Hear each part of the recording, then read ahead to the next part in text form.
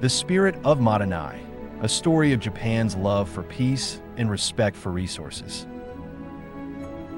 In the heart of Tokyo, a young boy named Haruto watched his grandfather, Kenji, carefully mend an old kimono. The fabric had been in their family for generations, and instead of discarding it, Kenji patiently stitched the worn-out edges. "Grandfather, why don't you just buy a new one?"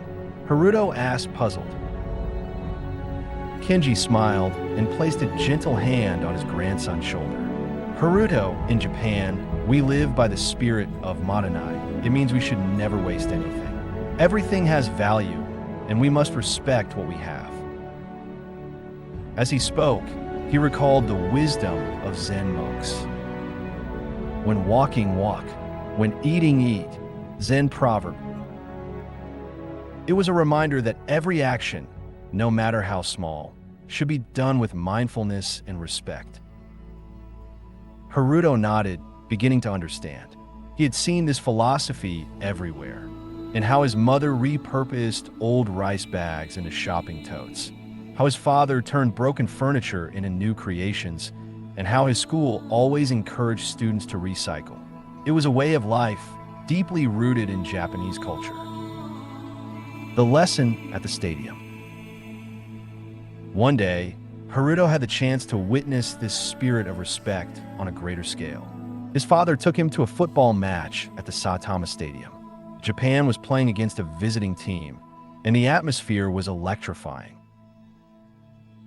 The crowd cheered with enthusiasm, waving their flags, but what amazed Haruto the most was what happened after the match.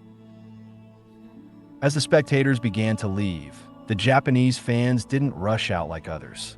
Instead, they calmly pulled out trash bags they had brought with them and started cleaning the stadium seats. Even though they were just guests in the stadium, they treated it as their responsibility to leave it spotless.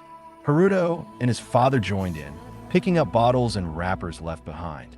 The visiting team's fans looked on in amazement. One of them approached Haruto's father and asked, "Why do you do this? The stadium has cleaners, doesn't it?"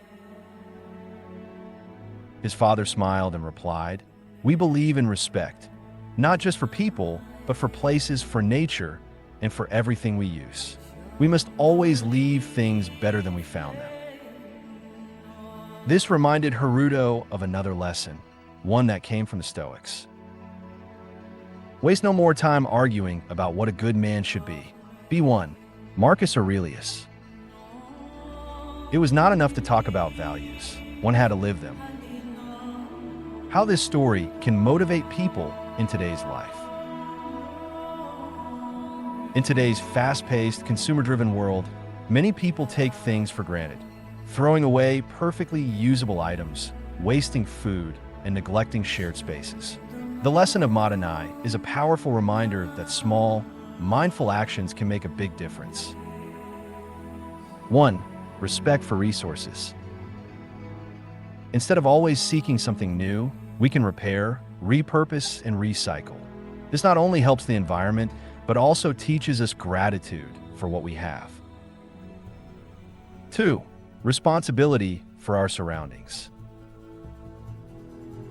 The Japanese practice of cleaning stadiums after matches teaches us that leaving a place better than we found it creates a culture of respect and accountability. Whether it's a park, office, or public transport, every small effort contributes to a cleaner world. 3. Peace and harmony in a world often filled with conflict and division. Japan's peace-loving nature reminds us to act with kindness, patience, and mutual respect. If more people embraced this philosophy, society would be more harmonious. 4. Taking action, not just talking. Just like the Stoic lesson, real change comes from action, not just words. If you want to make the world better, start with small daily habits. Reduce waste, clean up after yourself, help others, and respect nature. Haruto's story teaches us that living with gratitude, responsibility, and respect can transform the world, one mindful action at a time. And just like the bamboo that bends in the wind but never breaks, Those who adapt and live with purpose will always stand strong. Do not seek to have events happen as you wish, but wish them to happen as they do happen, and your life will go smoothly. Epictetus.